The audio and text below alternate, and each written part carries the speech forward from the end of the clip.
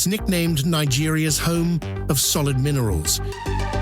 But nature has gifted it much more, attracting diverse settlers who have made the place their home. From the Rocky Mountains to the meandering waters, to the natural springs and the blessings of bumper harvests, this destination is unveiled with Mo on the move.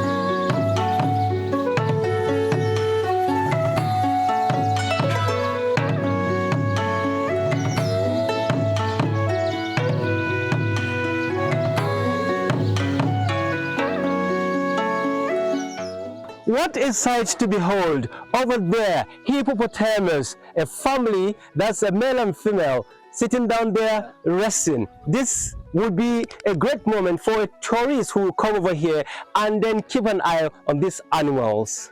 From Feferua, that is the upstream, and that is where most of these animals, like the hippopotamus, come from. So time immemorial, they used to be down there, and with the issue of population expansion and other activities, that most of these animals don't want such kind of disturbances, so they tend to flow downstream to more like a very bigger lake, a bigger water that can be able to accommodate them. And other communities are here, different kind of communities in terms of tribe, such tribes that are usually associated with waters, like the Nupawa, Kabawa from KB, they're all here. So it's like a mini Nigeria. You have the Igons, you have the Alagos are here, all of them. Some people even from Kaduna State, they're all here to be able to leverage on the potential of this place. As we're about to set out of the lake here, I try to understand the reason why we have two communities by the two sides of the river, over there and here. The Nupes and the Daudus, who come from Kebbi, are known as fishermen. Is it fishing that brought them here and settled here? We'll get to find out from the community leaders.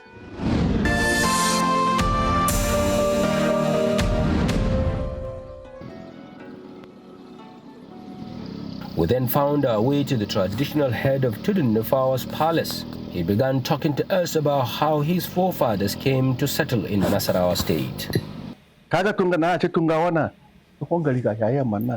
You see this place that is called Tunga, where we are today. If you look at it from the west, when a stranger comes to a place, they won't know for certain where to settle. So it was by chance that our forefathers settled here.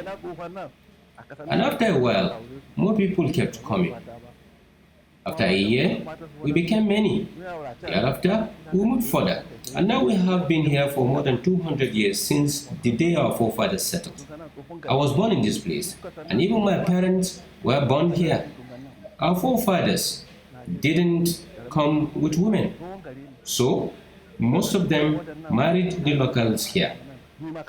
As a result, many of us are mixed, and only a few of us can give account of the history of this community. You see, we have a beautiful lake, and that tourists can enjoy, which is why I'm seizing this opportunity to call on our government to help us construct the road that leads to our community.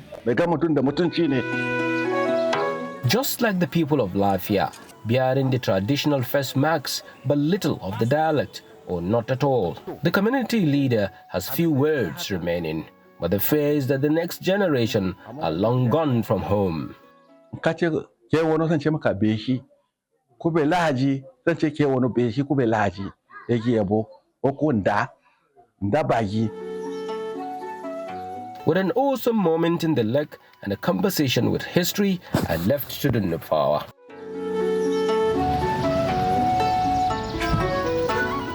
My next port of call was another community that prides itself as a host of one of Nigeria's most attractive waterfalls. Farinruwa Falls has been a destination Nasarawa State dreams big about, and one of that was to harness electricity, and that led to the construction of the dam. We are quite happy that this development came. At the time it came, we were very, very happy. Eventually, when everybody left, we became completely disillusioned. But today, progress has started a little. But I'm not sure if the people that have been given this contract have the capability to continue with this project. Because when it was flagged off by the minister about 2 years ago, the completion period was supposed to be 2 years, which is almost getting to 2 years now. But nothing substantial has been done there except the recent filling that was done started 3 months ago or so. Some of us still have the belief that this company, I'm sorry to say, there's no capacity for this work. We have a lot of water bodies in this development area or in Mama Chiefdom because I'm not sure if in Nasarawa State we have the kind of water bodies we have that is available in Farinruwa development area. But apart from this Farinruwa, we have another one that comes from the other side between Tijinibol and Abuja.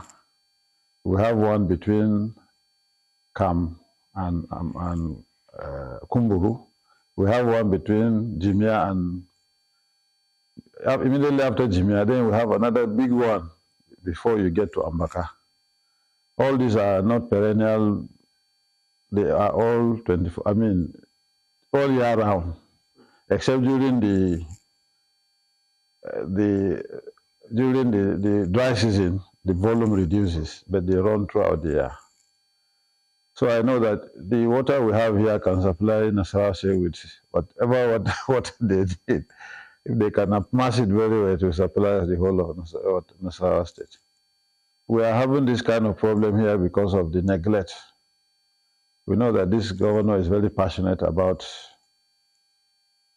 what is happening here. Recently, a company came, or a representative of a company came and said that they are the ones who are going to do the electricity component.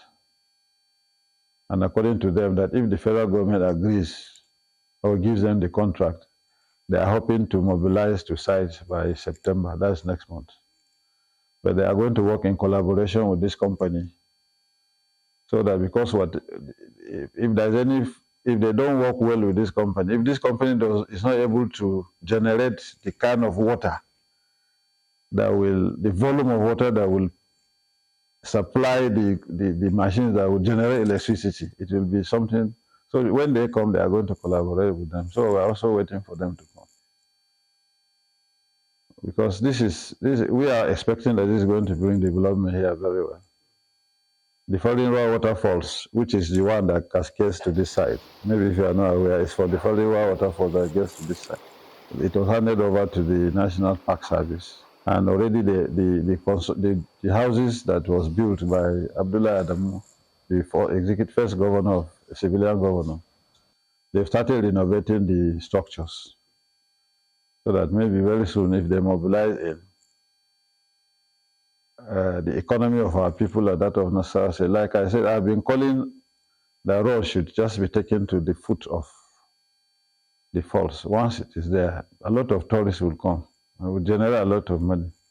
He had that concept, thinking that if an artificial dam is created, trapping the water, creating a crest, that water could be harnessed for the purpose of generation of electricity for the purpose of Nasarawa State, so that he can move Nasarawa State to industrialization, having power. Possibly, even if you have excess power, we can sell it to national grid, then eventually goes to the other part of the country. So while doing that, he engaged consultants and contractors with Eugene International Engineering. They came, did the construction. They are able to, then it was a small tributaries of water from Plateau, from Fallen Falls, and from other tributaries from Jibel area, some part of Boko, they come down here and then passes through here up to Mangar. So what he did was, after the studies, they are able to create with a lot of heavy duty equipments, they are able to create a sort of a basin. So the whole of this place was artificially created. If not before, the whole of this area were farmlands. Having created it, then they created a crest, which is there. You can see a crest, which is like what we call a dam. Yeah. A dam means a dam sheet to impede the movement. So having impeded the movement, certainly once water continue to come, if you put out the time, the amount of water that comes, and then the volume of the basin, it will reach a certain point that it will fill up. Then the other side, pipes were created, and then there's an artificial depression down with the view of, if water fills the dam, you open the, let's say, valve or the gate, then turbines are going to be installed. So the turbine is going to turn for the purpose of generation electricity. That was the concept. And over 5 to 6 billion naira, as of 2006 and 2007, was expended here. And this is their yard where all the equipments for the other aspect of the value chain of electricity. Unfortunately, that administration ended in 2007. The subsequent administration came 4 years, then another 8 years of 4 years of Ali Doma, another 8 years of Senator Almakura. So in 2017, 2018, it became a very big burden, viable but burden to the state. Then an MOU was signed with the view of handing it over to the federal government for onward completion. Completion for 3 purposes. 1, for water supply, which you can see some efforts have been made by the Federal Ministry of Water Resources. You can see some a tank of about 500,000 liters and the rest for the purpose of treating, so that supplying to this community, maybe an environment. And then, but while doing that, in terms of operations of water in this country, it is the State Water Corporation that handles that. So I think what they're trying to do is, having done all the construction, it will be handed over for management by the State Water Board, so that revenue could be generated, and then state government will be giving the consumables. Then the other aspect is the irrigation aspect, also of food security, which is the other there. Then the third one is the first one in reverse form, which is for the hydropower component. And I think what the government is doing as we speak, that is the ongoing project, what we call Sustainable Power and Irrigation in Nigeria, with about $500 million is indicated from the federal government of Nigeria. So what I will encourage or advise the government, this is a viable project. If a large chunk of those funding from the SPIN project could be deployed here, so that the hydropower component could be activated. Having activated, now we have 3 issues. While we are doing the positive, negative has come. You can see the whole of this area is flooded now. Before 2006, there's never been flooding here, because it's just a small stream, but because of the ambitiousness of trying to generate power, an artificial basin was created. Now you have a very big river now, and communities are there, and there has not been any plan of relocation.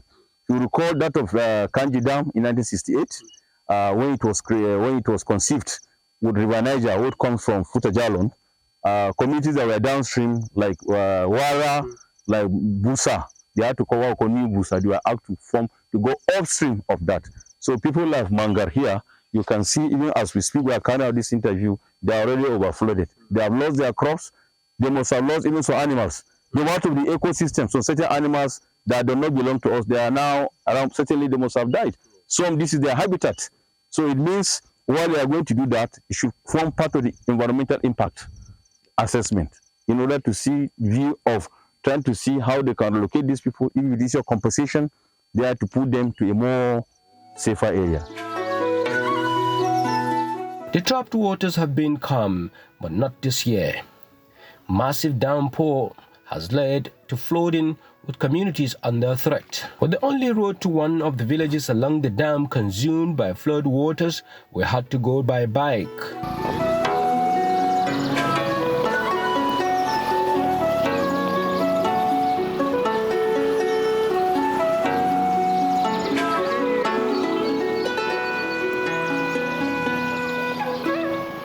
Few minutes journey took us close to an hour to get to the village, and the village head counting their losses. This project is ongoing since 2000, so we started experiencing it in 2007. Most of my people did not sleep in their houses. Now, in fact, some people transferred to Kwara, moved to Mama, because they cannot even sleep, because something that we did not even experience it. Now, we have seen it. We have two bridges. All the two bridges, in fact, is swallowed inside the water.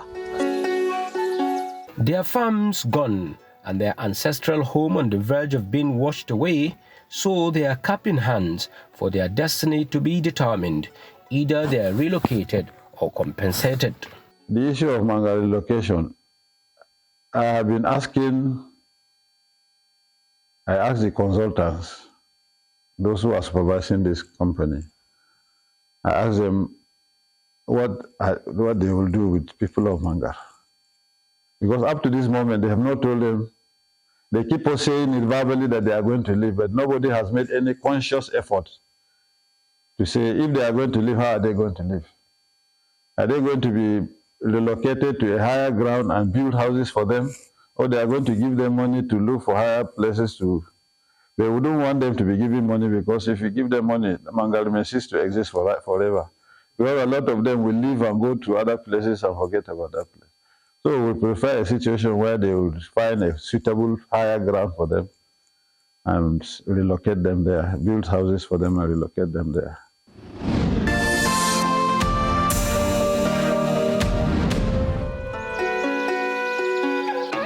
Heading back, we stepped into Wamba, the heartbeat of cassava production in Nasarawa State. It's largely populated by Rendre. We are the origin of Wamba chiefdom, and in fact, local government. We have the Kantana-speaking people who are located in Kwara, the development area, and we equally have the Bu-speaking people who are located in Buchido, in Nigeria.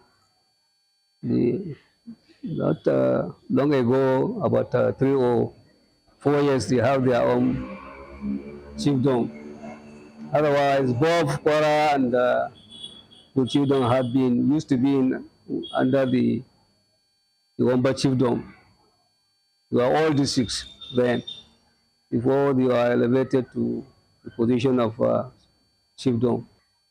Who are descended from the Kwara of origin. Wamba is enriched with mineral resources here, and the major crops that is known in Wamba is cassava. If you are entering here around the roundabout there, you see a signboard, the home of cassava. So we found cassava mainly in the Wamba.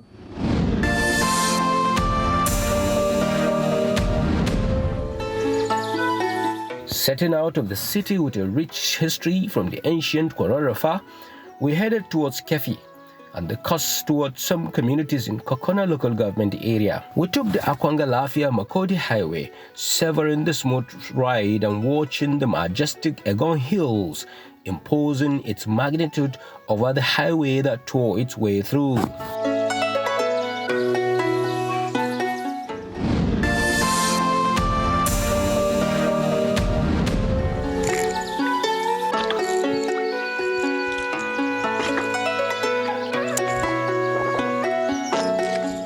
The geology of Nasarawa State has also blessed this land with a lot of spring that brings out waters as clean as this one that you can see, can drink it at any moment. And most of these waters come from rocks like the one over there. flowing through small streams like this one and into big rivers and lakes. The spring waters in every community forming clusters of oases and variety of plants having a filled day with all year round flowing water.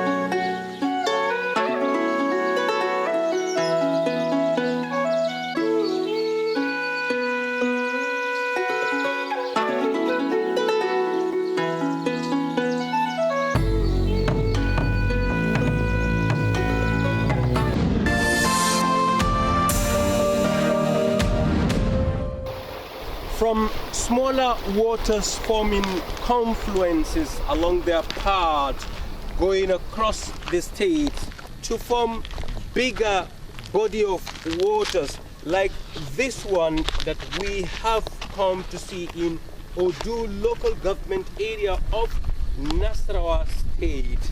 We have seen that it has been put to so many type of uses, though 1/10 of its size as at this time around, but locals say with time and with rain it goes far beyond its size that we have seen now. But the most important thing, this body of water has a special place in the minds and hearts of the community here. The Omadegede that you saw was a place where it was discovered in the ancient time.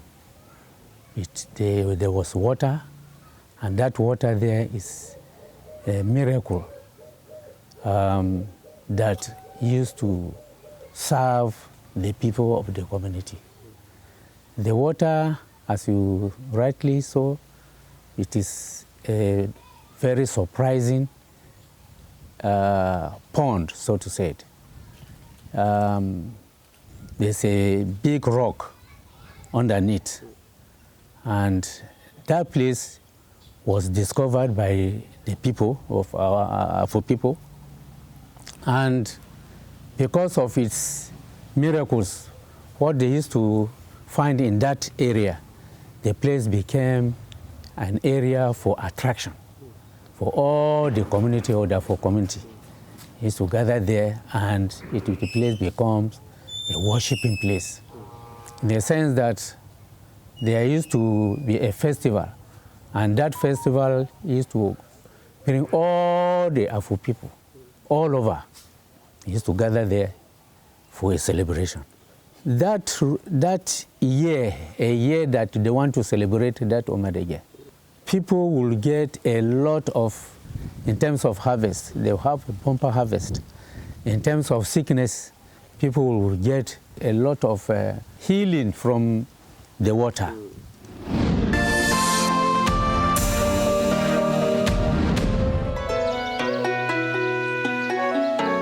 This trip gave me a new perspective to the wonders of nature.